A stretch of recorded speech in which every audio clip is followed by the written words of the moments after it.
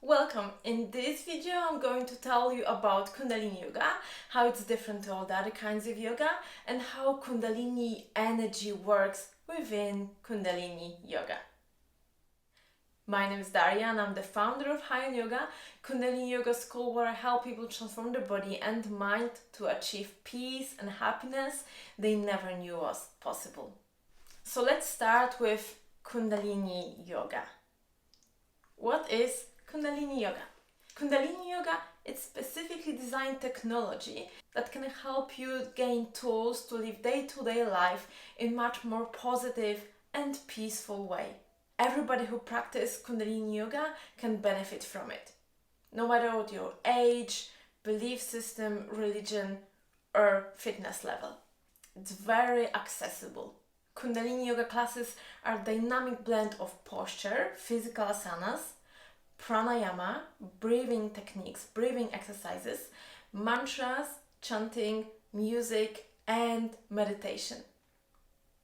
And because of that, we work on so many levels in Kundalini Yoga in the same time. I like to say it's a workout for your body, mind, and spirit. And because we do all those things, this is why they say Kundalini Yoga, it's much more powerful than, let's say, Hatha Yoga, when you just mainly do physical exercises.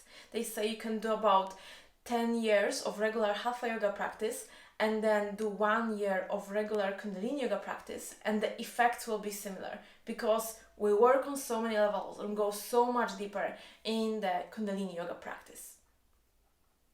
So where it came from? The Kundalini Yoga, the way I teach, it's called Kundalini Yoga as taught by Yogi Bhajan, and it used to always be sacred. It was always passed from teacher to a student. And Yogi Bhajan, master of Kundalini Yoga, he brought it to the West. He decided to share it with people, even though they were saying there was a spell and he'll be dead within 1 year. This, of course, didn't happen, and thanks to that, we have this technology here today. Another reason why Kundalini Yoga is so powerful, it's specifically designed for the times we live in. It's a practice for regular people who live in normal houses, who have families, jobs, and things like that. So that's why you don't need to go to India, you don't need to live in an ashram to be healthy and happy human being. You can just do this short, 3 or 11 minutes meditation and feel fantastic as a result. So it's specifically designed for people and times we're in. I'm sure some of you have heard of the New Age or the Aquarian Age. This is the time we're in at the moment. So let me tell you a bit more about that time we're in and why it's so relevant. The New Age is ruled by awareness, information, and energy. So we must learn to use our mind differently. The outer education provided by the information revolution must be matched with the inner education in wisdom, self-control, intuition, and use of our neutral mind. We need stamina under stress, clarity of values for decision making, and new base for identity. Each age has its challenges to body, mind, and soul. We faced completely different challenges in the last age, and now we are facing completely different challenges. And this is why we must accept our responsibility to elevate and manage our own state of being. So because of that stress and the speed and pressure that we live in, we need practical technology that can generate inner energy needed to survive and thrive under pressure. We must release energy needed to excel, but balance ourselves with the inner technology that can alter frequency of our mind and state of our brain. We don't need any more choices. We are flooded with choices and information. We need wisdom, intuition, inner guidance, and spiritual and mental strength. flexibility, and ability to manage our own state of being. So let's talk about Kundalini Yoga and how it works. And about Kundalini energy, because there's a lot of misconception about this energy. Many people don't understand it, and often they say it's dangerous and things like that. So let's make it clear what it actually is. Kundalini Yoga, it's a life force, creative potential, energy that is present in all the living beings. But it's usually dormant, like in human beings, it's sleeping at the base of our spine. And there are many ways of awakening this energy, but Kundalini Yoga, it's a very safe, subtle technology for slow release and awakening of Kundalini energy. I know hundreds and thousands of people who practice Kundalini Yoga, and I don't know any people who went insane as a result of Kundalini awakening in Kundalini Yoga. I know people who are very intuitive, conscious, fearless, limitless, and they're not easily manipulated. So I think it's more dangerous not to awaken your Kundalini energy and not to live to your full potential and just plod along.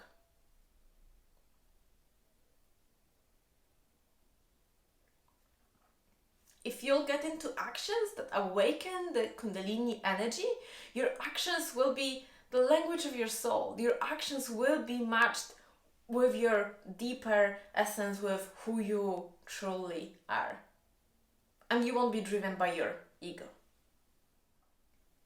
So let's talk about Kundalini Yoga classes.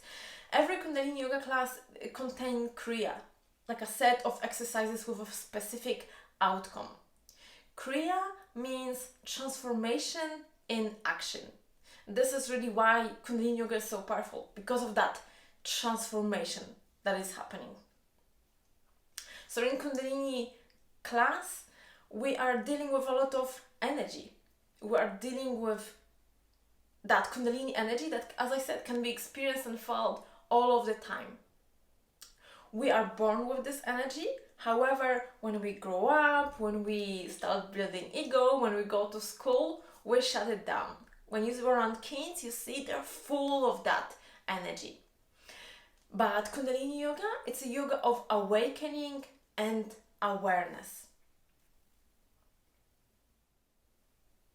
So this is why in the Kriya, in the Kundalini Yoga class, you must be very present to what is happening in your body, fully alert. There's this buzzing inside, there's this energy, and it creates this healthy curiosity. And this is how it's all starting to work. So we need to have that healthy curiosity, this excitement to get the energy going. But it's a bit scary, because when we're like aware and excited and fully present, we don't know what will happen next moment. So this is why we're like on the edge. It's a bit scary situation maybe for some. So you need to have enough nerve to be even there. People who are traumatized, people who are like very stressed, they go into automatic behavior. They cannot be fully present. So this is how we're starting the process of working with working in Kundalini Yoga, working with that transformational process. So to be able to experience any transformation in Kundalini Yoga, you have to be very present, you have to be on the edge, you have to be really with it. So it all starts with this excitement. And people often ask me, is this the right way? Is this how you do the posture? Because this is kind of the way they do it in other kinds of yoga. But there is no correct way. It's an unknown territory. There's no right or wrong in Kriya. Kriya has its own intelligence, and we need to trust the process. I often say it's a little bit like baking a cake. If there's 10 people doing the same Kriya, It's a little bit like giving 10 people exactly the same recipe for a cake. There will be 10 ever so slightly different cakes, even if we have all the same ingredients and instruction. But we're putting our own energy to it. It will be a little bit different. So it's exactly the same with Kundalini Yoga. We come with different backgrounds, different stuff, and have things happening with our body and mind. And this is why we need to be just present. We need to be aware what is going on within us. There is no right or wrong. And now I'll tell you a bit more about that transformation. So it all starts with that excitement. So let's say you're in a posture, you're thinking, let's say this is the posture, I'm thinking, oh, this is exciting, I've never done it before, okay, this is interesting. And it all kind of starts with this excitement. And then you're there for a few minutes and you're thinking, okay, this is good, like I'm feeling good. And the second stage is the comfort zone. So once we've been through excitement enough, we get into the comfort zone and think, okay, this is really nice, I like it. And a lot of people give up here because they think, okay, well, I came to a class, I felt like this, and now I feel better, so obviously yoga worked, it's fine. Whereas this is only a second step in this process. The third one is boredom. So you keep staying there. Let's say this is your process. You keep staying in this posture, and after a while you're like, okay, that was exciting to start with, but actually like it's really quite boring right now. And obviously your mind will start playing tricks on you and stuff like that, but you have to be staying in the process. Be there with whatever is happening, okay? And then the next step is pain, when you might be kind of in actually like a lot of physical pain or mental, and you might be crying, you might be just going through all sorts of stuff. And again, we just need to keep staying there. And obviously that step is very, very difficult. And when we can go through that stage, then we go into the last one, which is when that shift, that transformation happens. And it is so powerful when you actually experience it on the mat. You know that feeling, you went through the whole process, that things changed, they transformed, and you won't be doing the same kind of things over and over again. You won't be repeating the same pattern again. But it's exactly like once you start doing it in your yoga classes, then you can take it off the mat, because it's the same process works with all the other things in our life. Let's say you're getting into a relationship. At the beginning, it's all exciting, it's all great. Then you get into the comfort zone, then boredom comes, and you're like, I'm not sure anymore. It's really boring. Like things are not really working out. If you knew this is just, and then there's pain coming, and then there's transformation, then this is how we bring more transformation into our relationships, into projects that we're doing. The same, like I hear a lot of people say, oh, I've got this great business idea, I want to do this and that, and then 2 days later they kind of forget about it. It started with the excitement and it finished at stage number 1. So this is the beauty of it. Like once you start practicing this on the mat, you take it off the mat, and it really transforms your life in a very magical and powerful way. So if you would like to learn more about this kind of stuff, if you would like to learn more about Kundalini Yoga and how the transformational process as well works, I would like to invite you to my High on Yoga online community, where there's a beginners program available with all this kind of like what is Kundalini Yoga, all those components, so mantra, meditation, postures and things like that. And you can actually practice what I'm talking about here. So there's a link below if this resonates. If it doesn't, then thank you so much for watching, and I'll see you soon.